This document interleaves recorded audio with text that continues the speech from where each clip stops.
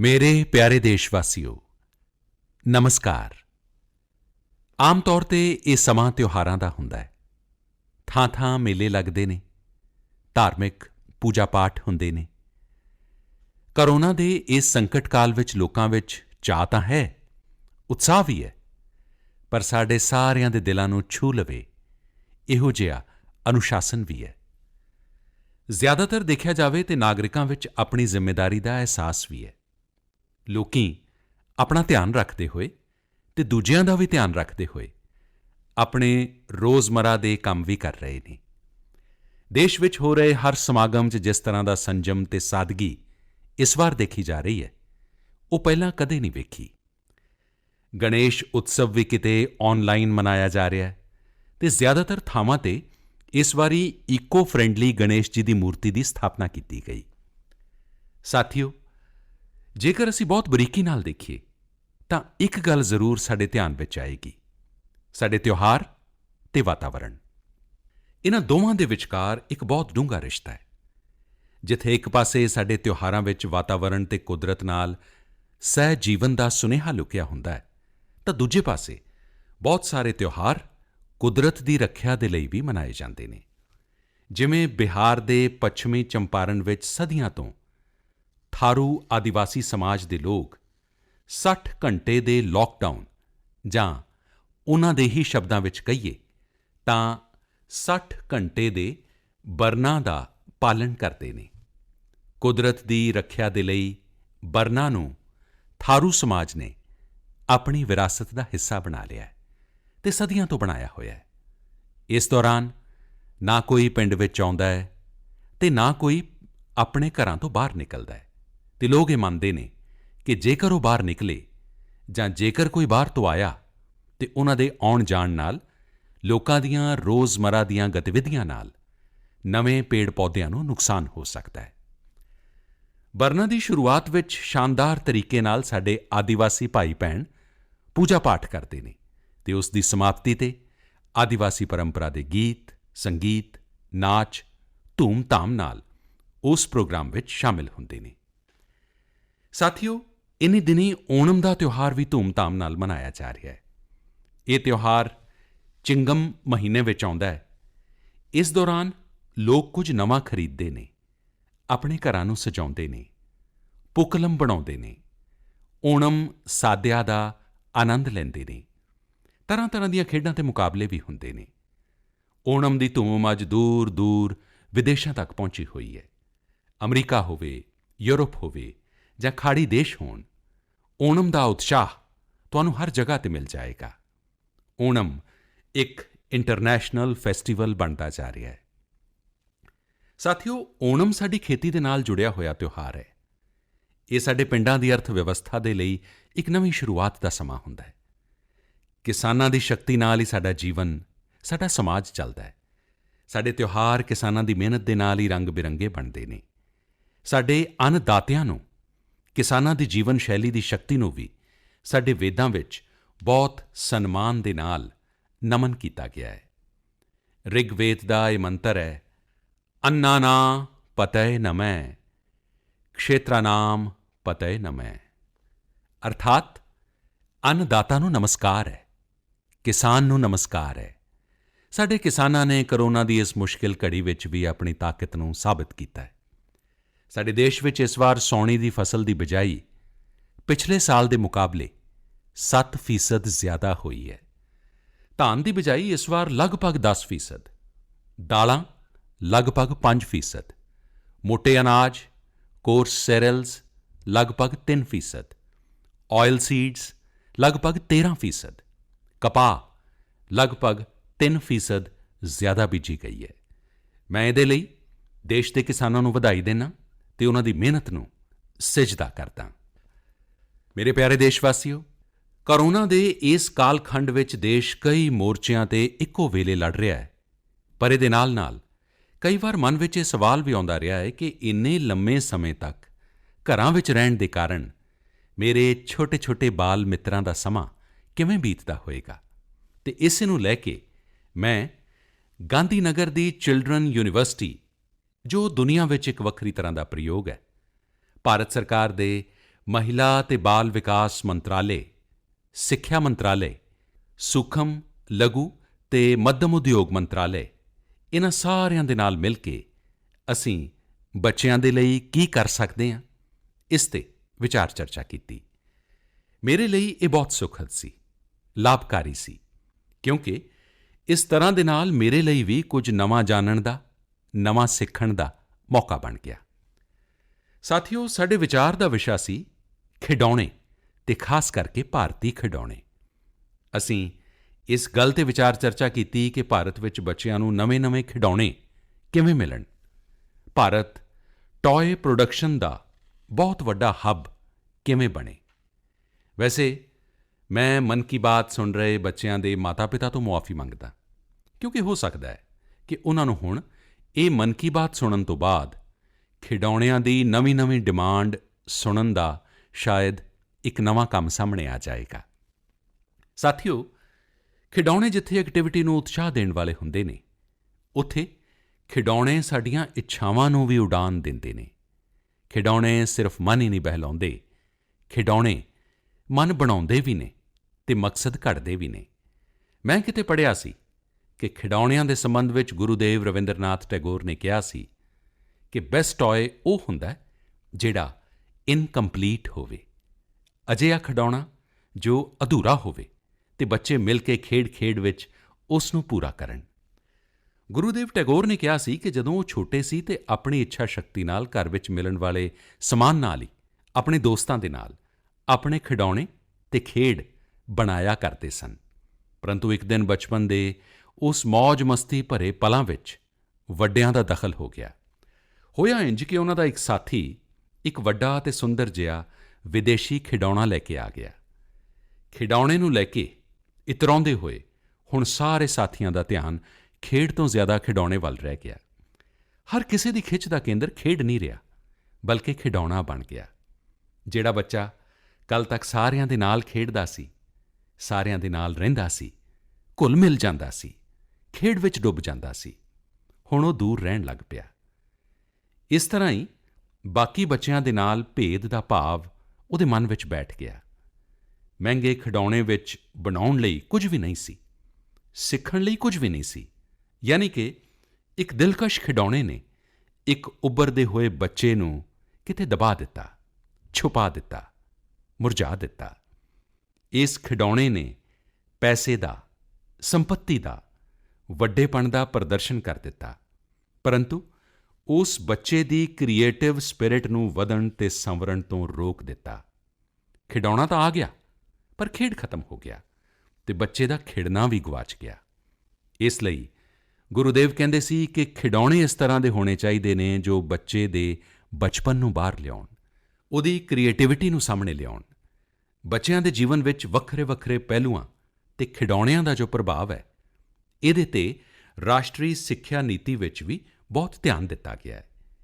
ਖੇਡ-ਖੇਡ ਵਿੱਚ ਸਿੱਖਣਾ, ਖਿਡੌਣੇ ਬਣਾਉਣਾ ਸਿੱਖਣਾ, ਖਿਡੌਣੇ ਜਿੱਥੇ ਬਣਦੇ ਨੇ ਉਸ ਜਗ੍ਹਾ ਦੀ ਵਿਜ਼ਿਟ ਕਰਨਾ, ਇਨ੍ਹਾਂ ਸਾਰਿਆਂ ਨੂੰ ਕਰਿਕੂਲਮ ਦਾ ਹਿੱਸਾ ਬਣਾਇਆ ਗਿਆ ਹੈ। ਸਾਥੀਓ, ਸਾਡੇ ਦੇਸ਼ ਵਿੱਚ ਲੋਕਲ ਖਿਡੌਣਿਆਂ ਦੀ ਬਹੁਤ ਵਿਸ਼ਾਲ ਪਰੰਪਰਾ ਰਹੀ ਹੈ। ਕਈ ਪ੍ਰਤਿਭਾਸ਼ਾਲੀ ਤੇ ਕੁਸ਼ਲ ਕਾਰੀਗਰ ਨੇ ਜਿਹੜੇ ਚੰਗੇ ਖਿਡੌਣੇ ਬਣਾਉਣ ਵਿੱਚ ਮਹਾਰਤ ਰੱਖਦੇ ਨੇ। ਭਾਰਤ ਦੇ ਕੁਝ ਖੇਤਰ ਟੌਏ ਕਲਸਟਰਜ਼ ਯਾਨੀ ਖਿਡੌਣਿਆਂ ਦੇ ਕੇਂਦਰ ਦੇ ਰੂਪ ਵਿੱਚ ਵੀ ਵਿਕਸਿਤ ਹੋ ਰਹੇ ਨੇ। ਜਿਵੇਂ ਕਰਨਾਟਕ ਦੇ ਰਾਮਨਗਰ ਵਿੱਚ ਚੰਨਾਪਟਨਾ, ਆਂਧਰਾ ਪ੍ਰਦੇਸ਼ ਦੇ ਕ੍ਰਿਸ਼ਨਾ ਵਿੱਚ ਕੌਂਡਾਪੱਲੀ, ਤਮਿਲਨਾਡੂ ਵਿੱਚ ਤੰਜੌਰ, ਅਸਮ ਵਿੱਚ ਧੁਬਰੀ, ਉੱਤਰ ਪ੍ਰਦੇਸ਼ ਦਾ ਵਾਰਾਣਸੀ, ਕਈ ਅਜਿਹੀਆਂ ਥਾਵਾਂ ਨੇ, ਕਈ ਨਾਮ ਗਿਣਾ ਸਕਦੇ ਹਾਂ। ਤੁਹਾਨੂੰ ਇਹ ਜਾਣ ਕੇ ਹੈਰਾਨੀ ਹੋਏਗੀ ਕਿ global toy industry 7 lakh crore ਰੁਪਏ ਤੋਂ ਵੀ ਜ਼ਿਆਦਾ ਦੀ ਹੈ। 7 ਲੱਖ ਕਰੋੜ ਰੁਪਏ ਦਾ ਇੰਨਾ ਵੱਡਾ ਕਾਰੋਬਾਰ, ਪਰੰਤੂ ਭਾਰਤ ਦਾ ਹਿੱਸਾ ਉਹਦੇ ਵਿੱਚ ਬਹੁਤ ਘੱਟ ਹੈ। ਹੁਣ ਤੁਸੀਂ ਸੋਚੋ ਕਿ ਜਿਸ ਰਾਸ਼ਟਰ ਦੇ ਕੋਲ ਇੰਨੀ ਵਿਰਾਸਤ ਹੋਵੇ, ਪਰੰਪਰਾ ਹੋਵੇ, ਵਖਰੇਵਾਂ ਹੋਵੇ, ਯੁਵਾ ਆਬਾਦੀ ਹੋਵੇ, ਕੀ ਖਿਡੌਣਿਆਂ ਦੇ ਬਾਜ਼ਾਰ ਵਿੱਚ ਉਸ ਦੀ ਹਿੱਸੇਦਾਰੀ ਇੰਨੀ ਘੱਟ ਹੋਣੀ ਸਾਨੂੰ ਚੰਗੀ ਲੱਗੇਗੀ? ਜੀ ਨਹੀਂ। ਇਹ ਸੁਣਨ ਤੋਂ ਬਾਅਦ ਤੁਹਾਨੂੰ ਵੀ ਚੰਗਾ ਨਹੀਂ ਲੱਗੇਗਾ। ਦੇਖੋ ਸਾਥੀਓ, ਟੌਏ ਇੰਡਸਟਰੀ ਬਹੁਤ ਵਿਸ਼ਾਲ ਹੈ। ਘਰੇਲੂ ਉਦਯੋਗ ਹੋਵੇ, ਛੋਟੇ ਤੇ ਲਘੂ ਉਦਯੋਗ ਹੋਣ, MSMEs ਹੋਵੇ, ਇਹਦੇ ਨਾਲ ਵੱਡੇ ਉਦਯੋਗ ਜਾਂ ਨਿੱਜੀ ਉੱਦਮੀ ਵੀ ਇਹਦੇ ਦਾਇਰੇ ਵਿੱਚ ਆਉਂਦੇ ਨੇ। ਇਸ ਨੂੰ ਅੱਗੇ ਵਧਾਉਣ ਲਈ ਦੇਸ਼ ਨੂੰ ਮਿਲ ਕੇ ਮਿਹਨਤ ਕਰਨੀ ਹੋਏਗੀ। ਹੁਣ ਜਿਵੇਂ ਆਂਧਰ ਪ੍ਰਦੇਸ਼ ਦੇ ਵਿਸ਼ਾਖਾਪਟਨਮ ਵਿੱਚ ਸ਼੍ਰੀਮਾਨ CV ਰਾਜੂ ਨੇ, ਉਨ੍ਹਾਂ ਦੇ ਪਿੰਡ ਦੇ ਏਤੀਕੋਪੱਕਾ ਟਾਇਜ਼ ਇੱਕ ਸਮੇਂ ਬਹੁਤ ਪ੍ਰਚਲਿਤ ਸੀ। ਉਸ ਦੀ ਖਾਸੀਅਤ ਇਹ ਸੀ ਕਿ ਖਿਡੌਣੇ ਲੱਕੜੀ ਦੇ ਨਾਲ ਬਣਦੇ ਸਨ ਅਤੇ ਦੂਜੀ ਗੱਲ ਇਹ ਸੀ ਕਿ ਇਨ੍ਹਾਂ ਖਿਡੌਣਿਆਂ ਵਿੱਚ ਤੁਹਾਨੂੰ ਕਿਤੇ ਕੋਈ ਐਂਗਲ ਜਾਂ ਕੋਣ ਨਹੀਂ ਮਿਲਦਾ ਸੀ। ਇਹ ਖਿਡੌਣੇ ਸਾਰੇ ਪਾਸਿਓਂ ਰਾਊਂਡ ਹੁੰਦੇ ਸੀ, ਇਸ ਲਈ ਬੱਚਿਆਂ ਨੂੰ ਸੱਟ ਲੱਗਣ ਦੀ ਗੁੰਜਾਇਸ਼ ਨਹੀਂ ਹੁੰਦੀ ਸੀ। CV ਰਾਜੂ ਨੇ ਏਤੀਕੋਪੱਕਾ ਟਾਇਜ਼ ਦੇ ਲਈ ਹੁਣ ਆਪਣੇ ਪਿੰਡ ਵਿੱਚ ਕਾਰੀਗਰਾਂ ਦੇ ਨਾਲ ਮਿਲ ਕੇ ਇੱਕ ਤਰ੍ਹਾਂ ਦਾ ਨਵਾਂ ਮੂਵਮੈਂਟ ਸ਼ੁਰੂ ਕਰ ਦਿੱਤਾ ਹੈ। ਵਧੀਆ ਕੁਆਲਿਟੀ ਦੇ ਏਤੀਕੋਪੱਕਾ ਟਾਇਜ਼ ਬਣਾ ਕੇ CV ਰਾਜੂ ਨੇ ਸਥਾਨਕ ਖਿਡੌਣਿਆਂ ਦੀ ਪੁਰਾਣੀ ਸਾਖ ਵਾਪਸ ਲੈ ਆਉਂਦੀ ਹੈ। ਖਿਡੌਣਿਆਂ ਦੇ ਨਾਲ ਅਸੀਂ ਦੋ ਚੀਜ਼ਾਂ ਕਰ ਸਕਦੇ ਹਾਂ, ਆਪਣੇ ਗੌਰਵਸ਼ਾਲੀ ਅਤੀਤ ਨੂੰ ਆਪਣੇ ਜੀਵਨ ਵਿੱਚ ਫਿਰ ਤੋਂ ਉਤਾਰ ਸਕਦੇ ਹਾਂ ਅਤੇ ਆਪਣੇ ਸੁਨਹਿਰੀ ਭਵਿੱਖ ਨੂੰ ਵੀ ਸੰਵਾਰ ਸਕਦੇ ਹਾਂ। ਮੈਂ ਆਪਣੇ ਸਟਾਰਟਅਪ ਮਿੱਤਰਾਂ ਨੂੰ, ਸਾਡੇ ਨਵੇਂ ਉੱਦਮੀਆਂ ਨੂੰ ਇਹ ਕਹਿੰਦਾ, ਟੀਮ ਅਪ ਫਾਰ ਟਾਇਜ਼, ਆਓ ਮਿਲ ਕੇ ਖਿਡੌਣੇ ਬਣਾਈਏ। ਹੁਣ ਸਾਰਿਆਂ ਦੇ ਲਈ ਲੋਕਲ ਖਿਡੌਣਿਆਂ ਦੇ ਲਈ ਵੋਕਲ ਹੋਣ ਦਾ ਸਮਾਂ ਹੈ। ਆਓ ਅਸੀਂ ਆਪਣੇ ਨੌਜਵਾਨਾਂ ਦੇ ਲਈ ਕੁਝ ਨਵੀਂ ਤਰ੍ਹਾਂ ਦੇ ਚੰਗੀ ਕੁਆਲਿਟੀ ਵਾਲੇ ਖਿਡੌਣੇ ਬਣਾਈਏ। ਖਿਡੌਣਾ ਉਹ ਹੋਵੇ ਜਿਸ ਦੀ ਮੌਜੂਦਗੀ ਵਿੱਚ ਬਚਪਨ ਖਿੜੇ ਵੀ, ਖਿੜਖਿੜਾਏ ਵੀ। ਅਸੀਂ ਅਜਿਹੇ ਖਿਡੌਣੇ ਬਣਾਈਏ ਜਿਹੜੇ ਵਾਤਾਵਰਣ ਦੇ ਵੀ ਅਨੁਕੂਲ ਹੋਣ। ਸਾਥੀਓ, ਇਸੇ ਤਰ੍ਹਾਂ ਹੁਣ ਕੰਪਿਊਟਰ ਅਤੇ ਸਮਾਰਟਫੋਨ ਦੇ ਇਸ ਯੁੱਗ ਵਿੱਚ ਕੰਪਿਊਟਰ ਗੇਮਜ਼ ਦਾ ਵੀ ਬਹੁਤ ਟ੍ਰੈਂਡ ਹੈ। ਇਹ ਗੇਮਜ਼ ਬੱਚੇ ਵੀ ਖੇਡਦੇ ਨੇ ਅਤੇ ਵੱਡੇ ਵੀ ਖੇਡਦੇ ਨੇ, ਪਰ ਇਨ੍ਹਾਂ ਵਿੱਚ ਜਿੰਨੀਆਂ ਵੀ ਗੇਮਜ਼ ਹੁੰਦੀਆਂ ਨੇ, ਉਨ੍ਹਾਂ ਦੀਆਂ ਥੀਮਜ਼ ਵੀ ਜ਼ਿਆਦਾਤਰ ਬਾਹਰ ਦੀਆਂ ਹੀ ਹੁੰਦੀਆਂ ਨੇ। ਸਾਡੇ ਦੇਸ਼ ਵਿੱਚ ਇੰਨੇ ਆਈਡੀਆਜ਼ ਨੇ, ਇੰਨੇ ਕਨਸੈਪਟਸ ਨੇ, ਬਹੁਤ ਵਿਸ਼ਾਲ ਸਾਡਾ ਇਤਿਹਾਸ ਰਿਹਾ ਹੈ। ਕੀ ਅਸੀਂ ਉਨ੍ਹਾਂ ਉੱਤੇ ਗੇਮਜ਼ ਬਣਾ ਸਕਦੇ ਹਾਂ? ਮੈਂ ਦੇਸ਼ ਦੇ ਯੁਵਾ ਟੈਲੈਂਟ ਨੂੰ ਕਹਿੰਦਾ ਕਿ ਤੁਸੀਂ ਭਾਰਤ ਵਿੱਚ ਵੀ ਗੇਮਜ਼ ਬਣਾਓ ਅਤੇ ਭਾਰਤ ਦੇ ਵੀ ਗੇਮਜ਼ ਬਣਾਓ। ਕਿਹਾ ਵੀ ਜਾਂਦਾ ਹੈ, ਲੈਟ ਦ ਗੇਮਜ਼ ਬਿਗਿਨ। ਤਾਂ ਚਲੋ ਖੇਡ ਸ਼ੁਰੂ ਕਰਦੇ ਹਾਂ। ਸਾਥੀਓ, ਆਤਮ ਨਿਰਭਰ ਭਾਰਤ ਅਭਿਆਨ ਵਿੱਚ ਵਰਚੁਅਲ ਗੇਮਜ਼ ਹੋਣ, ਟੋਏ ਦਾ ਸੈਕਟਰ ਹੋਵੇ, ਸਾਰਿਆਂ ਨੇ ਬਹੁਤ ਮਹੱਤਵਪੂਰਨ ਭੂਮਿਕਾ ਨਿਭਾਉਣੀ ਹੈ ਅਤੇ ਇਹ ਮੌਕਾ ਵੀ ਹੈ। ਜਦੋਂ ਅੱਜ ਤੋਂ 100 ਸਾਲ ਪਹਿਲਾਂ ਅਸਹਿਯੋਗ ਅੰਦੋਲਨ ਸ਼ੁਰੂ ਹੋਇਆ ਤਾਂ ਗਾਂਧੀ ਜੀ ਨੇ ਲਿਖਿਆ ਸੀ ਕਿ ਅਸਹਿਯੋਗ ਅੰਦੋਲਨ ਦੇਸ਼ ਵਾਸੀਆਂ ਵਿੱਚ ਆਤਮ ਸਨਮਾਨ ਅਤੇ ਆਪਣੀ ਸ਼ਕਤੀ ਦਾ ਬੋਧ ਕਰਾਉਣ ਦਾ ਇੱਕ ਯਤਨ ਹੈ। ਅੱਜ ਜਦੋਂ ਅਸੀਂ ਦੇਸ਼ ਨੂੰ ਆਤਮ ਨਿਰਭਰ ਬਣਾਉਣ ਦਾ ਯਤਨ ਕਰ ਰਹੇ ਹਾਂ ਤਾਂ ਅਸੀਂ ਪੂਰੇ ਆਤਮ ਵਿਸ਼ਵਾਸ ਦੇ ਨਾਲ ਅੱਗੇ ਵਧਣਾ ਹੈ। ਹਰ ਖੇਤਰ ਵਿੱਚ ਦੇਸ਼ ਨੂੰ ਆਤਮ ਨਿਰਭਰ ਬਣਾਉਣਾ ਹੈ। ਅਸਹਿਯੋਗ ਅੰਦੋਲਨ ਦੇ ਰੂਪ ਵਿੱਚ ਜਿਹੜਾ ਬੀਜ ਬੀਜਿਆ ਗਿਆ ਸੀ, ਉਹਨੂੰ ਹੁਣ ਆਤਮ ਨਿਰਭਰ ਭਾਰਤ ਦੇ ਵਿਸ਼ਾਲ ਰੁੱਖ ਵਿੱਚ ਤਬਦੀਲ ਕਰਨਾ ਸਾਡੀ ਸਾਰਿਆਂ ਦੀ ਜ਼ਿੰਮੇਵਾਰੀ ਹੈ। ਮੇਰੇ ਪਿਆਰੇ ਦੇਸ਼ਵਾਸੀਓ, ਭਾਰਤੀਆਂ ਦੇ ਇਨੋਵੇਸ਼ਨ ਅਤੇ ਸੋਲਿਊਸ਼ਨ ਦੇਣ ਦੀ ਸਮਰੱਥਾ ਦਾ ਲੋਹਾ ਹਰ ਕੋਈ ਮੰਨਦਾ ਹੈ ਅਤੇ ਜਦੋਂ ਸਮਰਪਣ ਭਾਵ ਹੋਵੇ, ਸੰਵੇਦਨਾ ਹੋਵੇ ਤਾਂ ਇਹ ਸ਼ਕਤੀ ਅਸੀਮ ਬਣ ਜਾਂਦੀ ਹੈ। ਇਸ ਮਹੀਨੇ ਦੀ ਸ਼ੁਰੂਆਤ ਵਿੱਚ ਦੇਸ਼ ਦੇ ਨੌਜਵਾਨਾਂ ਦੇ ਸਾਹਮਣੇ ਇੱਕ ਐਪ ਇਨੋਵੇਸ਼ਨ ਚੈਲੰਜ ਰੱਖਿਆ ਗਿਆ। ਇਸ ਆਤਮ ਨਿਰਭਰ ਭਾਰਤ ਐਪ ਇਨੋਵੇਸ਼ਨ ਚੈਲੰਜ ਵਿੱਚ ਸਾਡੇ ਨੌਜਵਾਨਾਂ ਨੇ ਵੱਧ ਚੜ੍ਹ ਕੇ ਹਿੱਸਾ ਲਿਆ। ਕਰੀਬ 7,000 ਐਂਟਰੀਜ਼ ਆਈਆਂ। ਉਹਦੇ ਵਿੱਚ ਵੀ ਲਗਭਗ 2/3 ਐਪਸ ਟੀਅਰ 2 ਅਤੇ ਟੀਅਰ 3 ਸ਼ਹਿਰਾਂ ਦੇ ਨੌਜਵਾਨਾਂ ਨੇ ਬਣਾਏ। ਇਹ ਆਤਮ ਨਿਰਭਰ ਭਾਰਤ ਦੇ ਲਈ, ਦੇਸ਼ ਦੇ ਭਵਿੱਖ ਦੇ ਲਈ ਬਹੁਤ ਹੀ ਸ਼ੁਭ ਸੰਕੇਤ ਹੈ। ਆਤਮ ਨਿਰਭਰ ਐਪ ਇਨੋਵੇਸ਼ਨ ਚੈਲੰਜ ਦੇ ਰਿਜ਼ਲਟਸ ਦੇਖ ਕੇ ਤੁਸੀਂ ਜ਼ਰੂਰ ਪ੍ਰਭਾਵਿਤ ਹੋਵੋਗੇ। ਕਾਫੀ ਜਾਂਚ ਪੜਤਾਲ ਦੇ ਬਾਅਦ ਵੱਖ-ਵੱਖ ਕੈਟੇਗਰੀ ਵਿੱਚ ਲਗਭਗ 2 ਦਰਜਨ ਐਪਸ ਨੂੰ ਅਵਾਰਡ ਵੀ ਦਿੱਤੇ ਗਏ। ਤੁਸੀਂ ਜ਼ਰੂਰ ਇਨ੍ਹਾਂ ਐਪਸ ਦੇ ਬਾਰੇ ਜਾਣੋ ਅਤੇ ਉਨ੍ਹਾਂ ਨਾਲ ਜੁੜੋ। ਹੋ ਸਕਦਾ ਹੈ ਤੁਸੀਂ ਵੀ ਅਜਿਹਾ ਕੁਝ ਬਣਾਉਣ ਦੇ ਲਈ ਪ੍ਰੇਰਿਤ ਹੋ ਜਾਓ।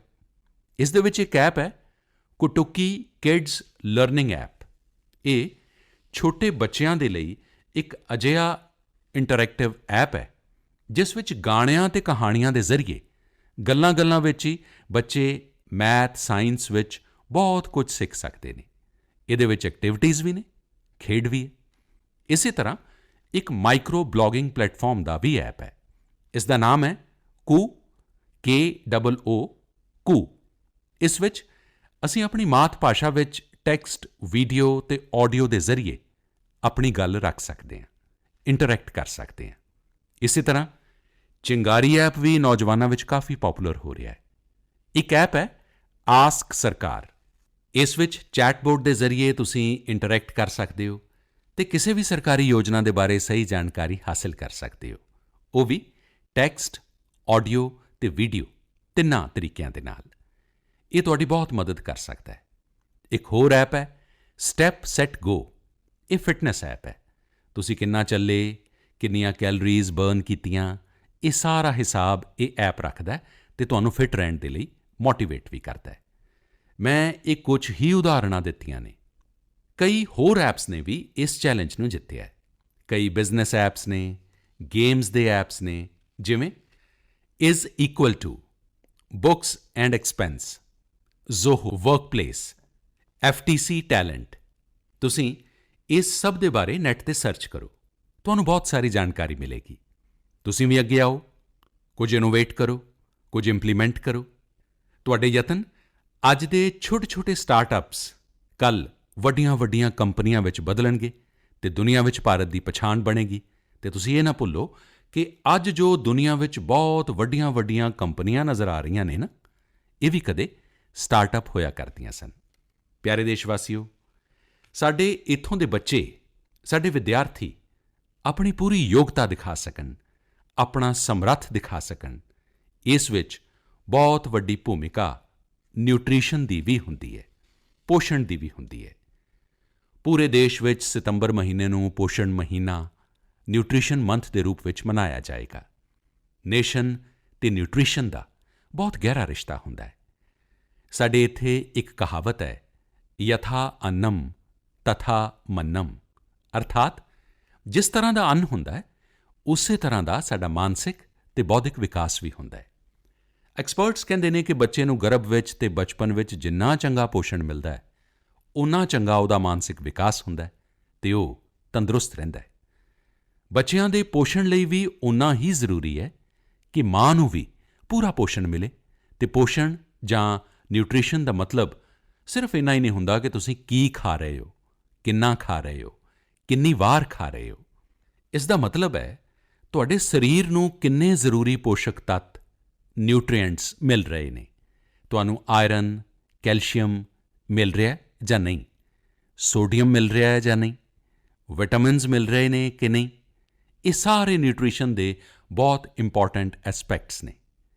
ਨਿਊਟ੍ਰੀਸ਼ਨ ਦੇ ਇਸ ਅੰਦੋਲਨ ਵਿੱਚ ਪੀਪਲ ਪਾਰਟੀਸਿਪੇਸ਼ਨ ਵੀ ਬਹੁਤ ਜ਼ਰੂਰੀ ਹੈ। ਜਨ ਭਾਗੀਦਾਰੀ ਹੀ ਇਸ ਨੂੰ ਸਫਲ ਕਰ ਸਕਦੀ ਹੈ। ਪਿਛਲੇ ਕੁਝ ਸਾਲਾਂ ਵਿੱਚ ਇਸ ਦਿਸ਼ਾ ਵਿੱਚ ਦੇਸ਼ ਵਿੱਚ ਕਾਫੀ ਯਤਨ ਕੀਤੇ ਗਏ। ਖਾਸ ਕਰਕੇ ਸਾਡੇ ਪਿੰਡਾਂ ਨੂੰ ਇਸ ਜਨ ਭਾਗੀਦਾਰੀ ਦਾ ਜਨ ਅੰਦੋਲਨ ਬਣਾਇਆ ਜਾ ਰਿਹਾ ਹੈ। ਪੋਸ਼ਣ ਹਫ਼ਤਾ ਹੋਵੇ, ਪੋਸ਼ਣ ਮਹੀਨਾ ਹੋਵੇ, ਇਸ ਦੇ ਮਾਧਿਅਮ ਨਾਲ ਜ਼ਿਆਦਾ ਤੋਂ ਜ਼ਿਆਦਾ ਜਾਗਰੂਕਤਾ ਪੈਦਾ ਕੀਤੀ ਜਾ ਰਹੀ ਹੈ। ਸਕੂਲਾਂ ਨੂੰ ਜੋੜਿਆ ਗਿਆ ਹੈ। ਬੱਚਿਆਂ ਦੇ ਲਈ ਪ੍ਰਤੀਯੋਗਿਤਾਵਾਂ ਹੋਣ, ਉਹਨਾਂ ਵਿੱਚ ਅਵੇਅਰਨੈਸ ਵਧੇ, ਇਸ ਦੇ ਲਈ ਲਗਾਤਾਰ ਯਤਨ ਜਾਰੀ ਨੇ। ਜਿਵੇਂ ਕਲਾਸ ਵਿੱਚ ਇੱਕ ਕਲਾਸ ਮੋਨੀਟਰ ਹੁੰਦਾ ਹੈ, ਉਸੇ ਤਰ੍ਹਾਂ ਨਿਊਟ੍ਰੀਸ਼ਨ ਮੋਨੀਟਰ ਵੀ ਹੋਵੇ। ਰਿਪੋਰਟ ਕਾਰਡ ਦੀ ਤਰ੍ਹਾਂ ਨਿਊਟ੍ਰੀਸ਼ਨ ਕਾਰਡ ਵੀ ਬਣੇ। ਇਸ ਤਰ੍ਹਾਂ ਦੀ ਵੀ ਸ਼ੁਰੂਆਤ ਕੀਤੀ ਜਾ ਰਹੀ ਹੈ। ਪੋਸ਼ਣ ਮਹੀਨਾ, ਨਿਊਟ੍ਰੀਸ਼ਨ ਮੰਥ ਦੇ ਦੌਰਾਨ ਮਾਈਗੋਵ ਪੋਰਟਲ 'ਤੇ ਇੱਕ ਫੂਡ ਐਂਡ ਨਿਊਟ੍ਰੀਸ਼ਨ ਕੁਇਜ਼ ਵੀ ਆਯੋਜਿਤ ਕੀਤਾ ਜਾਏਗਾ ਅਤੇ ਨਾਲ ਹੀ ਇੱਕ ਮੀਮ ਕੰਪੀਟੀਸ਼ਨ ਵੀ ਹੋਏਗਾ। ਤੁਸੀਂ ਆਪ ਪਾਰਟਿਸਿਪੇਟ ਕਰੋ ਅਤੇ ਦੂਜਿਆਂ ਨੂੰ ਵੀ ਮੋਟੀਵੇਟ ਕਰੋ। ਸਾਥੀਓ, ਜੇ ਤੁਹਾਨੂੰ ਗੁਜਰਾਤ ਵਿੱਚ ਸਰਦਾਰ ਵੱਲਭ ਭਾਈ ਪਟੇਲ ਦੇ ਸਟੈਚੂ ਆਫ ਯੂਨਿਟੀ ਜਾਣ ਦਾ ਮੌਕਾ ਮਿਲੇ ਅਤੇ ਕੋਵਿਡ ਦੇ ਬਾਅਦ ਜਦੋਂ ਉਹ ਖੁੱਲ੍ਹੇਗਾ ਤਾਂ ਤੁਹਾਨੂੰ ਜਾਣ ਦਾ ਮੌਕਾ ਮਿਲੇਗਾ, ਤਾਂ ਉੱਥੇ ਇੱਕ ਯੂਨੀਕ ਪ੍ਰਕਾਰ ਦਾ ਨਿਊਟ੍ਰੀਸ਼ਨ ਪਾਰਕ ਬਣਾਇਆ ਗਿਆ ਹੈ। ਖੇਡ-ਖੇਡ ਵਿੱਚ ਹੀ ਨਿਊਟ੍ਰੀਸ਼ਨ ਦੀ ਸਿੱਖਿਆ ਖੁਸ਼ੀ-ਖੁਸ਼ੀ ਦੇ ਨਾਲ ਉੱਥੇ ਜਾ ਕੇ ਜ਼ਰੂਰ ਦੇਖ ਸਕਦੇ ਹੋ। ਸਾਥੀਓ, ਭਾਰਤ ਇੱਕ ਵਿਸ਼ਾਲ ਦੇਸ਼ ਹੈ। ਖਾਣ-ਪੀਣ ਵਿੱਚ ਬਹੁਤ ਸਾਰੀਆਂ ਵਿਭਿੰਨਤਾਵਾਂ ਨੇ। ਸਾਡੇ ਦੇਸ਼ ਵਿੱਚ 6 ਵੱਖਰੀਆਂ-ਵੱਖਰੀਆਂ ਰੁੱਤਾਂ ਹੁੰਦੀਆਂ ਨੇ। ਵੱਖ-ਵੱਖ ਖੇਤਰਾਂ ਵਿੱਚ ਉੱਥੋਂ ਦੇ ਮੌਸਮ ਦੇ ਹਿਸਾਬ ਨਾਲ ਵੱਖ-ਵੱਖ ਚੀਜ਼ਾਂ ਪੈਦਾ ਹੁੰਦੀਆਂ ਨੇ। ਇਸ ਲਈ ਇਹ ਬਹੁਤ ਹੀ ਮਹੱਤਵਪੂਰਨ ਹੈ ਕਿ ਹਰ ਖੇਤਰ ਦੇ ਮੌਸਮ, ਉੱਥੋਂ ਦੇ ਸਥਾਨਕ ਭੋਜਨ ਅਤੇ ਉੱਥੇ ਪੈਦਾ ਹੋਣ ਵਾਲੇ ਅੰਨ, ਫਲ, ਸਬਜ਼ੀਆਂ ਦੇ ਅਨੁਸਾਰ ਇੱਕ ਪੋਸ਼ਕ, ਨਿਊਟ੍ਰੀਐਂਟ ਰਿਚ ਡਾਈਟ ਪਲਾਨ ਬਣੇ। ਹੁਣ ਜਿਵੇਂ ਮਿਲੇਟਸ, ਮੋਟੇ ਅਨਾਜ, ਰਾਗੀ ਹੈ, ਜਵਾਰ ਹੈ, ਇਹ ਬਹੁਤ ਉਪਯੋਗੀ ਪੋਸ਼ਕ ਭੋਜਨ ਨੇ। ਇੱਕ ਭਾਰਤੀ ਖੇਤੀ ਕੋਸ਼ ਤਿਆਰ ਕੀਤਾ ਜਾ ਰਿਹਾ ਹੈ। ਇਸ ਵਿੱਚ ਹਰ ਇੱਕ ਜ਼ਿਲ੍ਹੇ 'ਚ ਕਿਹੜੀ-ਕਿਹੜੀ ਫਸਲ ਹੁੰਦੀ ਹੈ, ਉਸ ਦੀ ਨਿਊਟ੍ਰੀਸ਼ਨ ਵੈਲਿਊ ਕਿੰਨੀ ਹੈ, ਇਸ ਦੀ ਪੂਰੀ ਜਾਣਕਾਰੀ ਹੋਏਗੀ। ਇਹ ਤੁਹਾਡੇ ਸਾਰਿਆਂ ਦੇ ਲਈ ਬਹੁਤ ਫਾਇਦੇਮੰਦ ਕੋਸ਼ ਹੋ ਸਕਦਾ ਹੈ। ਆਓ ਪੋਸ਼ਣ ਮਹੀਨੇ ਵਿੱਚ ਪੌਸ਼ਟਿਕ ਖਾਣੇ ਅਤੇ ਤੰਦਰੁਸਤ ਰਹਿਣ ਦੇ ਲਈ ਅਸੀਂ ਸਾਰਿਆਂ ਨੂੰ ਪ੍ਰੇਰਿਤ ਕਰੀਏ। ਪਿਆਰੇ ਦੇਸ਼ਵਾਸੀਓ, ਬੀਤੇ ਦਿਨੀਂ ਜਦੋਂ ਅਸੀਂ ਆਪਣਾ ਸੁਤੰਤਰਤਾ ਦਿਵਸ ਮਨਾ ਰਹੇ ਸੀ ਤਾਂ ਇੱਕ ਬੜੀ ਦਿਲਚਸਪ ਖ਼ਬਰ ਵੱਲ ਮੇਰਾ ਧਿਆਨ ਗਿਆ। ਇਹ ਖ਼ਬਰ ਹੈ ਸਾਡੇ ਸੁਰੱਖਿਆ ਬਲਾਂ ਦੇ ਦੋ ਜਾਂਬਾਜ਼ ਕਿਰਦਾਰਾਂ ਦੀ। ਇੱਕ ਹੈ ਸੋਫੀ ਅਤੇ ਦੂਸਰੀ ਵਿਦਾ। ਸੋਫੀ ਅਤੇ ਵਿਦਾ ਇੰਡੀਅਨ ਆਰਮੀ ਦੇ ਜਾਨਵਰ ਨੇ, ਡੌਗਜ਼ ਨੇ, ਅਤੇ ਉਨ੍ਹਾਂ ਨੂੰ chief of army staff commendation cards ਨਾਲ ਵੀ ਸਨਮਾਨਿਤ ਕੀਤਾ ਗਿਆ ਹੈ। ਸੋਫੀ ਅਤੇ ਵਿਦਾ ਨੂੰ ਇਹ ਸਨਮਾਨ ਇਸ ਲਈ ਮਿਲਿਆ ਕਿਉਂਕਿ ਇਨ੍ਹਾਂ ਨੇ ਆਪਣੇ ਦੇਸ਼ ਦੀ ਰੱਖਿਆ ਕਰਦੇ ਹੋਏ ਆਪਣਾ ਕਰਤੱਵ ਬਖੂਬੀ ਨਿਭਾਇਆ ਹੈ। ਸਾਡੀਆਂ ਸੈਨਾਵਾਂ ਵਿੱਚ ਸਾਡੇ ਸੁਰੱਖਿਆ ਬਲਾਂ ਦੇ ਕੋਲ ਇਹੋ ਜਿਹੇ ਕਿੰਨੇ ਹੀ ਬਹਾਦਰ ਜਾਨਵਰ ਨੇ, ਡੌਗਜ਼ ਨੇ, ਜਿਹੜੇ ਦੇਸ਼ ਦੇ ਲਈ ਜਿਉਂਦੇ ਨੇ ਅਤੇ ਦੇਸ਼ ਦੇ ਲਈ ਆਪਣਾ ਬਲੀਦਾਨ ਵੀ ਦਿੰਦੇ ਨੇ। ਕਿੰਨੇ ਹੀ ਬੰਬ ਧਮਾਕਿਆਂ ਵਿੱਚ, ਕਿੰਨੀਆਂ ਹੀ ਅੱਤਵਾਦੀ ਸਾਜ਼ਿਸ਼ਾਂ ਨੂੰ ਰੋਕਣ ਵਿੱਚ ਅਜਿਹੇ ਡੌਗਜ਼ ਨੇ ਆਪਣੀ ਅਹਿਮ ਭੂਮਿਕਾ ਨਿਭਾਈ ਹੈ। ਕੁਝ ਸਮਾਂ ਪਹਿਲਾਂ ਮੈਨੂੰ ਦੇਸ਼ ਦੀ ਸੁਰੱਖਿਆ ਵਿੱਚ ਡੌਗਜ਼ ਦੀ ਭੂਮਿਕਾ ਬਾਰੇ ਬਹੁਤ ਹੀ ਵਿਸਥਾਰਪੂਰਵਕ ਜਾਣਨ ਨੂੰ ਮਿਲਿਆ। ਕਈ ਕਿੱਸੇ ਵੀ ਸੁਣੇ। ਇੱਕ ਡੌਗ ਬਲਰਾਮ ਨੇ 2006 ਵਿੱਚ ਅਮਰਨਾਥ ਯਾਤਰਾ ਦੇ ਰਸਤੇ ਵਿੱਚ ਵੱਡੀ ਮਾਤਰਾ ਵਿੱਚ ਗੋਲਾ ਬਾਰੂਦ ਲੱਭ ਲਿਆ ਸੀ। 2002 ਵਿੱਚ ਡੌਗ ਭਾਵਨਾ ਨੇ ਆਈਈਡੀ ਲੱਭਿਆ ਸੀ। ਆਈਈਡੀ ਕੱਢਣ ਦੇ ਦੌਰਾਨ ਅੱਤਵਾਦੀਆਂ ਨੇ ਵਿਸਫੋਟ ਕਰ ਦਿੱਤਾ ਅਤੇ ਡੌਗ ਸ਼ਹੀਦ ਹੋ ਗਿਆ।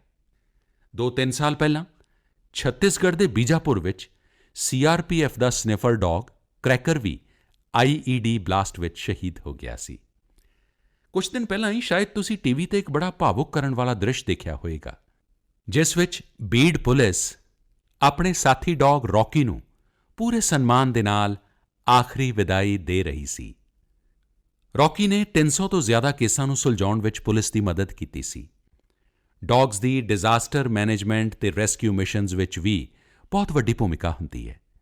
ਭਾਰਤ ਵਿੱਚ ਤਾਂ national disaster response force NDRF ਨੇ ਅਜਿਹੇ ਦਰਜਨਾਂ ਡੌਗਜ਼ ਨੂੰ ਸਪੈਸ਼ਲੀ ਟ੍ਰੇਨ ਕੀਤਾ ਹੈ। ਕਿਤੇ ਭੂਚਾਲ ਆਉਣ ਅਤੇ ਇਮਾਰਤ ਡਿੱਗਣ 'ਤੇ ਮਲਬੇ ਵਿੱਚ ਦੱਬੇ ਜਿਉਂਦੇ ਲੋਕਾਂ ਨੂੰ ਲੱਭਣ ਵਿੱਚ ਇਹ ਡੌਗਜ਼ ਬਹੁਤ ਐਕਸਪਰਟ ਹੁੰਦੇ ਨੇ। ਸਾਥੀਓ, ਮੈਨੂੰ ਇਹ ਵੀ ਦੱਸਿਆ ਗਿਆ ਕਿ ਇੰਡੀਅਨ ਬਰੀਡ ਦੇ ਡੌਗਜ਼ ਵੀ ਬਹੁਤ ਚੰਗੇ ਹੁੰਦੇ ਨੇ, ਬਹੁਤ ਸਮਰੱਥ ਹੁੰਦੇ ਨੇ। ਇੰਡੀਅਨ ਬਰੀਡ ਵਿੱਚ ਮੁਦੌਲ ਹਾਊਂਡ ਹੈ, ਹਿਮਾਚਲੀ ਹਾਊਂਡ ਹੈ, ਇਹ ਬਹੁਤ ਹੀ ਚੰਗੀਆਂ ਨਸਲਾਂ ਨੇ। ਰਾਜਾ ਪਲਾਇਮ, ਕੰਨੀ, ਚਿਪੀਪਰਾਈ ਅਤੇ ਕੋਂਬਾਈ ਵੀ ਬਹੁਤ ਸ਼ਾਨਦਾਰ ਇੰਡੀਅਨ ਬਰੀਡਸ ਨੇ। ਇਹਨਾਂ ਨੂੰ ਪਾਲਣ ਵਿੱਚ ਖਰਚਾ ਵੀ ਕਾਫੀ ਘੱਟ ਆਉਂਦਾ ਅਤੇ ਇਹ ਭਾਰਤੀ ਮਾਹੌਲ ਦੇ ਵਿੱਚ ਢਲੇ ਵੀ ਹੁੰਦੇ ਨੇ। ਹੁਣ ਸਾਡੀਆਂ ਸੁਰੱਖਿਆ ਏਜੰਸੀਆਂ ਵੀ ਇਹਨਾਂ ਇੰਡੀਅਨ ਬਰੀਡ ਦੇ ਡੌਗਜ਼ ਨੂੰ ਆਪਣੇ ਸੁਰੱਖਿਆ ਦਸਤੇ ਵਿੱਚ ਸ਼ਾਮਿਲ ਕਰ ਰਹੀਆਂ ਨੇ। ਪਿਛਲੇ ਕੁਝ ਸਮੇਂ ਵਿੱਚ ਆਰਮੀ, ਸੀਆਈਐਸਐਫ, ਐਨਐਸਜੀ ਨੇ ਮੁਧੋਲ ਹਾਊਂਡ ਡੌਗਜ਼ ਨੂੰ ਟ੍ਰੇਨ ਕਰਕੇ ਡੌਗ ਸਕਾਟ ਵਿੱਚ ਸ਼ਾਮਿਲ ਕੀਤਾ ਹੈ। ਸੀਆਰਪੀਐਫ ਨੇ ਕੋਂਬਾਈ ਡੌਗਜ਼ ਨੂੰ ਸ਼ਾਮਿਲ ਕੀਤਾ ਹੈ। Indian council of agriculture research ਵੀ ਭਾਰਤੀ ਨਸਲ ਦੇ ਡੌਗਜ਼ 'ਤੇ ਰਿਸਰਚ ਕਰ ਰਹੀ ਹੈ। ਮਕਸਦ ਇਹੀ ਹੈ ਕਿ ਇੰਡੀਅਨ ਬਰੀਡਸ ਨੂੰ ਹੋਰ ਜ਼ਿਆਦਾ ਬਿਹਤਰ ਬਣਾਇਆ ਜਾ ਸਕੇ ਅਤੇ ਉਪਯੋਗੀ ਬਣਾਇਆ ਜਾ ਸਕੇ। ਤੁਸੀਂ ਇੰਟਰਨੈੱਟ 'ਤੇ ਇਹਨਾਂ ਦੇ ਨਾਮ ਸਰਚ ਕਰੋ, ਇਹਨਾਂ ਦੇ ਬਾਰੇ ਜਾਣੋ। ਤੁਸੀਂ ਇਹਨਾਂ ਦੀ ਖੂਬਸੂਰਤੀ, ਇਹਨਾਂ ਦੀਆਂ ਕੁਆਲਿਟੀਜ਼ ਦੇਖ ਕੇ ਹੈਰਾਨ ਹੋ ਜਾਓਗੇ। ਅਗਲੀ ਵਾਰ ਜਦੋਂ ਵੀ ਤੁਸੀਂ ਡੌਗ ਪਾਲਣ ਦੀ ਸੋਚੋ ਤਾਂ ਤੁਸੀਂ ਇਹਨਾਂ ਵਿੱਚੋਂ ਹੀ ਕਿਸੇ ਇੰਡੀਅਨ ਬਰੀਡ ਦੇ ਡੌਗ ਨੂੰ ਘਰ ਲਿਆਓ। ਆਤਮ ਨਿਰਭਰ ਭਾਰਤ ਜਦੋਂ ਜਨ ਮਨ ਦਾ ਮੰਤਰ ਹੀ ਬਣ ਰਿਹਾ ਹੈ ਤਾਂ ਕੋਈ ਵੀ ਖੇਤਰ ਇਸ ਤੋਂ ਪਿੱਛੇ ਕਿਵੇਂ ਛੁੱਟ ਸਕਦਾ ਹੈ। ਮੇਰੇ ਪਿਆਰੇ ਦੇਸ਼ਵਾਸੀਓ, ਕੁਝ ਦਿਨਾਂ ਬਾਅਦ 5 ਸਤੰਬਰ ਨੂੰ ਅਸੀਂ ਅਧਿਆਪਕ ਦਿਵਸ ਮਨਾਵਾਂਗੇ।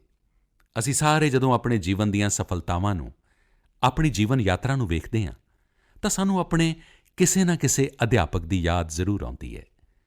ਤੇਜ਼ੀ ਨਾਲ ਬਦਲਦੇ ਹੋਏ ਸਮੇਂ ਅਤੇ ਕੋਰੋਨਾ ਦੇ ਸੰਕਟ ਕਾਲ ਵਿੱਚ ਸਾਡੇ ਅਧਿਆਪਕਾਂ ਦੇ ਸਾਹਮਣੇ ਵੀ ਸਮੇਂ ਦੇ ਨਾਲ ਬਦਲਣਾ ਇੱਕ ਚੁਣੌਤੀ ਲੱਗਦੀ ਹੈ। ਮੈਨੂੰ ਖੁਸ਼ੀ ਹੈ ਕਿ ਸਾਡੇ ਅਧਿਆਪਕਾਂ ਨੇ ਇਸ ਚੁਣੌਤੀ ਨੂੰ ਨਾ ਕੇਵਲ ਸਵੀਕਾਰ ਕੀਤਾ ਹੈ ਬਲਕਿ ਇਸ ਨੂੰ ਮੌਕੇ ਵਿੱਚ ਤਬਦੀਲ ਕਰ ਦਿੱਤਾ ਹੈ। ਪੜ੍ਹਾਈ ਵਿੱਚ ਤਕਨੀਕ ਦਾ ਵੱਧ ਤੋਂ ਵੱਧ ਉਪਯੋਗ ਕਿਵੇਂ ਹੋਵੇ, ਨਵੇਂ ਤਰੀਕਿਆਂ ਨੂੰ ਕਿਵੇਂ ਅਪਣਾਈਏ, ਵਿਦਿਆਰਥੀਆਂ ਦੀ ਮਦਦ ਕਿਸ ਤਰ੍ਹਾਂ ਕਰੀਏ, ਇਹ ਸਾਡੇ ਅਧਿਆਪਕਾਂ ਨੇ ਸਹਿਜਤਾ ਨਾਲ ਸਿੱਖਿਆ ਅਤੇ ਆਪਣੇ ਸਟੂਡੈਂਟਸ ਨੂੰ ਵੀ ਸਿਖਾਇਆ ਹੈ। ਅੱਜ ਦੇਸ਼ ਵਿੱਚ ਹਰ ਜਗ੍ਹਾ ਕੁਝ ਨਾ ਕੁਝ ਇਨੋਵੇਸ਼ਨ ਹੋ ਰਹੀ ਹੈ। ਅਧਿਆਪਕ ਅਤੇ ਵਿਦਿਆਰਥੀ ਮਿਲ ਕੇ ਕੁਝ ਨਵਾਂ ਕਰ ਰਹੇ ਨੇ। ਮੈਨੂੰ ਯਕੀਨ ਹੈ ਕਿ ਜਿਸ ਤਰ੍ਹਾਂ ਦੇਸ਼ ਵਿੱਚ ਰਾਸ਼ਟਰੀ ਸਿੱਖਿਆ ਨੀਤੀ ਦੇ ਜ਼ਰੀਏ ਇੱਕ ਵੱਡਾ ਬਦਲਾਅ ਹੋਣ ਜਾ ਰਿਹਾ ਹੈ, ਸਾਡੇ ਅਧਿਆਪਕ ਇਸ ਦਾ ਲਾਭ ਵੀ ਵਿਦਿਆਰਥੀਆਂ ਤੱਕ ਪਹੁੰਚਾਉਣ ਵਿੱਚ ਅਹਿਮ ਭੂਮਿਕਾ ਨਿਭਾਉਣਗੇ। ਸਾਥੀਓ, ਅਤੇ ਖਾਸ ਕਰ ਮੇਰੇ ਅਧਿਆਪਕ ਸਾਥੀਓ, ਸਾਲ 2022 ਵਿੱਚ ਸਾਡਾ ਦੇਸ਼ ਸੁਤੰਤਰਤਾ ਦਾ 75ਵੇਂ ਸਾਲ ਦਾ ਪੁਰਬ ਮਨਾਏਗਾ। ਸੁਤੰਤਰਤਾ ਤੋਂ ਪਹਿਲਾਂ ਅਨੇਕਾਂ ਸਾਲਾਂ ਤੱਕ ਸਾਡੇ ਦੇਸ਼ ਵਿੱਚ ਆਜ਼ਾਦੀ ਦੀ ਜੰਗ, ਉਸ ਦਾ ਇੱਕ ਲੰਬਾ ਇਤਿਹਾਸ ਰਿਹਾ ਹੈ। ਇਸ ਦੌਰਾਨ ਦੇਸ਼ ਦਾ ਕੋਈ ਕੋਨਾ ਅਜਿਹਾ ਨਹੀਂ ਸੀ ਜਿੱਥੇ ਆਜ਼ਾਦੀ ਦੇ ਮਤਵਾਲਿਆਂ ਨੇ ਆਪਣੇ ਪ੍ਰਾਣ ਨਿਛਾਵਰ ਨਾ ਕੀਤੇ ਹੋਣ, ਆਪਣਾ ਸਭ ਕੁਝ ਨਾ ਤਿਆਗਿਆ ਹੋਵੇ। ਇਹ ਬਹੁਤ ਜ਼ਰੂਰੀ ਹੈ ਕਿ ਸਾਡੀ ਅੱਜ ਦੀ ਪੀੜ੍ਹੀ, ਸਾਡੇ ਵਿਦਿਆਰਥੀ ਆਜ਼ਾਦੀ ਦੀ ਜੰਗ ਵਿੱਚ ਸਾਡੇ ਦੇਸ਼ ਦੇ ਨਾਇਕਾਂ ਨਾਲ ਨਾ ਸਿਰਫ ਰੂਬਰੂ ਹੋਣ, ਬਲਕਿ ਉਨ੍ਹਾਂ ਨੂੰ ਮਹਿਸੂਸ ਵੀ ਕਰਨ। ਆਪਣੇ ਜ਼ਿਲ੍ਹੇ ਦੇ, ਆਪਣੇ ਖੇਤਰ ਦੇ ਆਜ਼ਾਦੀ ਦੇ ਅੰਦੋਲਨ ਦੇ ਸਮੇਂ ਕੀ ਹੋਇਆ, ਕਿੱਦਾਂ ਹੋਇਆ, ਕੌਣ ਸ਼ਹੀਦ ਹੋਇਆ, ਕੌਣ ਕਿੰਨੇ ਸਮੇਂ ਤੱਕ ਦੇਸ਼ ਦੇ ਲਈ ਜੇਲ੍ਹ 'ਚ ਰਿਹਾ, ਇਹ ਗੱਲਾਂ ਸਾਡੇ ਵਿਦਿਆਰਥੀ ਜਾਣਨਗੇ ਤਾਂ ਉਨ੍ਹਾਂ ਦੀ ਸ਼ਖਸੀਅਤ ਵਿੱਚ ਵੀ ਇਸ ਦਾ ਪ੍ਰਭਾਵ ਦਿਖੇਗਾ। ਇਸ ਲਈ ਬਹੁਤ ਸਾਰੇ ਕੰਮ ਕੀਤੇ ਜਾ ਸਕਦੇ ਨੇ ਜਿਸ ਵਿੱਚ ਸਾਡੇ ਅਧਿਆਪਕਾਂ ਦਾ ਵੱਡਾ ਯੋਗਦਾਨ ਹੈ। ਜਿਵੇਂ ਤੁਸੀਂ ਜਿਸ ਜ਼ਿਲ੍ਹੇ ਵਿੱਚ ਹੋ, ਉੱਥੇ ਸ਼ਤਾਬਦੀਆਂ ਤੱਕ ਜੋ ਆਜ਼ਾਦੀ ਦੀ ਲੜਾਈ ਚੱਲੀ, ਕੀ ਆਜ਼ਾਦੀ ਦੀ ਜੰਗ ਵਿੱਚ ਉੱਥੇ ਕੋਈ ਘਟਨਾ ਘਟੀ ਸੀ? ਇਸ ਨੂੰ ਲੈ ਕੇ ਵਿਦਿਆਰਥੀਆਂ ਕੋਲੋਂ ਰਿਸਰਚ ਕਰਵਾਈ ਜਾ ਸਕਦੀ ਹੈ। ਉਸ ਨੂੰ ਸਕੂਲ ਦੇ ਹੱਥ ਲਿਖਿਤ ਅੰਕ ਦੇ ਰੂਪ ਵਿੱਚ ਤਿਆਰ ਕੀਤਾ ਜਾ ਸਕਦਾ ਹੈ। ਤੁਹਾਡੇ ਸ਼ਹਿਰ ਵਿੱਚ ਸੁਤੰਤਰਤਾ ਅੰਦੋਲਨ ਨਾਲ ਜੁੜਿਆ ਕੋਈ ਸਥਾਨ ਹੋਵੇ ਤਾਂ ਵਿਦਿਆਰਥੀਆਂ ਨੂੰ ਉੱਥੇ ਲਿਜਾਇਆ ਜਾ ਸਕਦਾ ਹੈ। ਕਿਸੇ ਸਕੂਲ ਦੇ ਵਿਦਿਆਰਥੀ ਇਹ ਠਾਣ ਸਕਦੇ ਨੇ ਕਿ ਉਹ ਆਜ਼ਾਦੀ ਦੇ 75ਵੇਂ ਸਾਲ ਵਿੱਚ ਆਪਣੇ ਖੇਤਰ ਦੇ ਆਜ਼ਾਦੀ ਦੇ 75 ਨਾਇਕਾਂ 'ਤੇ ਕਵਿਤਾਵਾਂ ਲਿਖਣਗੇ, ਨਾਟਕ, ਕਥਾ ਲਿਖਣਗੇ। ਤੁਹਾਡੇ ਯਤਨ ਦੇਸ਼ ਦੇ ਹਜ਼ਾਰਾਂ ਲੱਖਾਂ ਅਨਸੰਗ ਹੀਰੋਜ਼ ਨੂੰ ਸਾਹਮਣੇ ਲਿਆਉਣਗੇ ਜੋ ਦੇਸ਼ ਦੇ ਲਈ ਜੀਏ ਅਤੇ ਦੇਸ਼ ਦੇ ਲਈ ਮਰ ਗਏ, ਜਿਨ੍ਹਾਂ ਦੇ ਨਾਮ ਸਮੇਂ ਦੇ ਨਾਲ ਵਿਸਰ ਗਏ। ਅਜਿਹੀਆਂ ਮਹਾਨ ਸ਼ਖਸੀਅਤਾਂ ਨੂੰ ਜੇਕਰ ਅਸੀਂ ਸਾਹਮਣੇ ਲੈ ਕੇ ਆਵਾਂਗੇ ਅਤੇ ਆਜ਼ਾਦੀ ਦੇ 75ਵੇਂ ਸਾਲ ਵਿੱਚ ਉਨ੍ਹਾਂ ਨੂੰ ਯਾਦ ਕਰਾਂਗੇ ਤਾਂ ਇਹ ਉਨ੍ਹਾਂ ਨੂੰ ਇੱਕ ਸੱਚੀ ਸ਼ਰਧਾਂਜਲੀ ਹੋਏਗੀ। ਅਤੇ ਜਦੋਂ 5 ਸਤੰਬਰ ਨੂੰ ਅਧਿਆਪਕ ਦਿਵਸ ਮਨਾ ਰਹੇ ਹਾਂ ਤਾਂ ਮੈਂ ਮੇਰੇ ਅਧਿਆਪਕ ਸਾਥੀਆਂ ਨੂੰ ਜ਼ਰੂਰ ਇਹ ਗੁਜ਼ਾਰਿਸ਼ ਕਰਾਂਗਾ ਕਿ ਇਸ ਲਈ ਇੱਕ ਮਾਹੌਲ ਬਣਾਉਣ, ਸਾਰਿਆਂ ਨੂੰ ਜੋੜਨ ਅਤੇ ਸਾਰੇ ਮਿਲ ਕੇ ਜੁਟ ਜਾਣ। ਮੇਰੇ ਪਿਆਰੇ ਦੇਸ਼ਵਾਸੀਓ, ਦੇਸ਼ ਅੱਜ ਵਿਕਾਸ ਯਾਤਰਾ 'ਤੇ ਚੱਲ ਰਿਹਾ ਹੈ। ਇਸ ਦੀ ਸਫਲਤਾ ਸੁਖਮਈ ਤਾਂ ਹੀ ਹੋਏਗੀ ਜਦੋਂ ਹਰ ਇੱਕ ਦੇਸ਼ਵਾਸੀ ਇਸ ਵਿੱਚ ਸ਼ਾਮਿਲ ਹੋਏਗਾ, ਇਸ ਯਾਤਰਾ ਦਾ ਯਾਤਰੀ ਹੋਏਗਾ, ਇਸ ਰਾਹ ਦਾ ਰਾਹੀ ਹੋਏਗਾ। ਇਸ ਲਈ ਇਹ ਜ਼ਰੂਰੀ ਹੈ ਕਿ ਹਰ ਇੱਕ ਦੇਸ਼ਵਾਸੀ ਤੰਦਰੁਸਤ ਰਹੇ, ਸੁਖੀ ਰਹੇ ਅਤੇ ਅਸੀਂ ਸਾਰੇ ਮਿਲ ਕੇ ਕੋਰੋਨਾ ਨੂੰ ਪੂਰੀ ਤਰ੍ਹਾਂ ਨਾਲ ਹਰਾਈਏ। ਕੋਰੋਨਾ ਤਾਂ ਹੀ ਹਾਰੇਗਾ ਜਦੋਂ ਅਸੀਂ ਸੁਰੱਖਿਅਤ ਰਹਾਂਗੇ, ਜਦੋਂ ਤੁਸੀਂ 2 ਗਜ਼ ਦੀ ਦੂਰੀ, ਮਾਸਕ ਜ਼ਰੂਰੀ, ਇਸ ਸੰਕਲਪ ਦਾ ਪੂਰੀ ਤਰ੍ਹਾਂ ਨਾਲ ਪਾਲਣ ਕਰੋਗੇ ਤਾਂ ਤੁਸੀਂ ਸਾਰੇ ਤੰਦਰੁਸਤ ਰਹੋਗੇ, ਸੁਖੀ ਰਹੋਗੇ। ਇਨ੍ਹਾਂ ਸ਼ੁਭਕਾਮਨਾਵਾਂ ਦੇ ਨਾਲ ਅਗਲੀ ਮਨ ਕੀ ਬਾਤ ਵਿੱਚ ਫਿਰ ਮਿਲਾਂਗੇ। ਬਹੁਤ-ਬਹੁਤ ਧੰਨਵਾਦ। ਨਮਸਕਾਰ।